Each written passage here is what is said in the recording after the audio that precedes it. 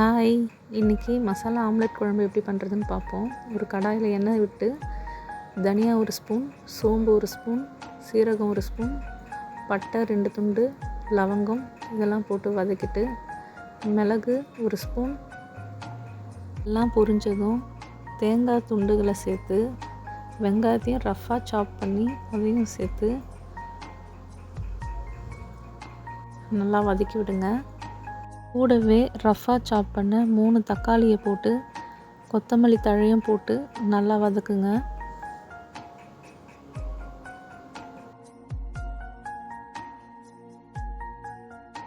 கொஞ்சமாக கருவேப்பிலை இலையும் சேர்த்து வதக்கலாம்.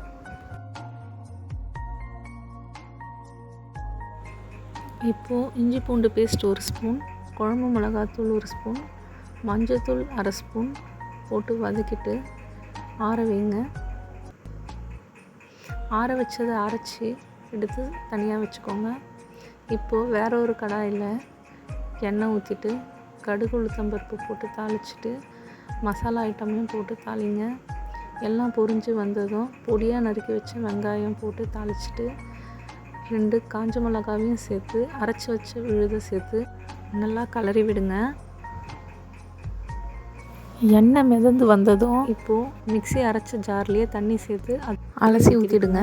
தேவையான அளவு உப்பு சேர்த்து நல்லா கொதிக்க விடுங்க.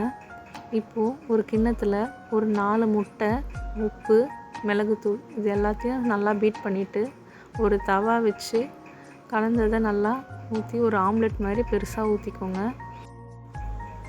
நான் இதை அப்படியே கொஞ்சமாக சுருட்டி கட் பண்ணிக்கிறேன்.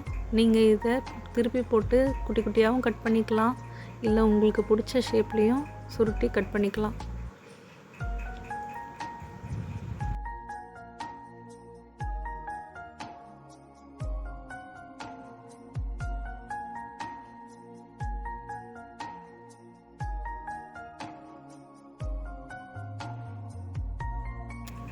குழம்பு நல்லா கொதித்ததும் கட் பண்ணி வச்சுருக்க ஆம்லெட்டுங்களை ஒன்று ஒன்றா சேர்த்து குழம்பு திக்கான பிறகு கருவேப்பிலை தூவி இறக்குனீங்கன்னா சுவையான மசாலா ஆம்லெட் குழம்பு ரெடி.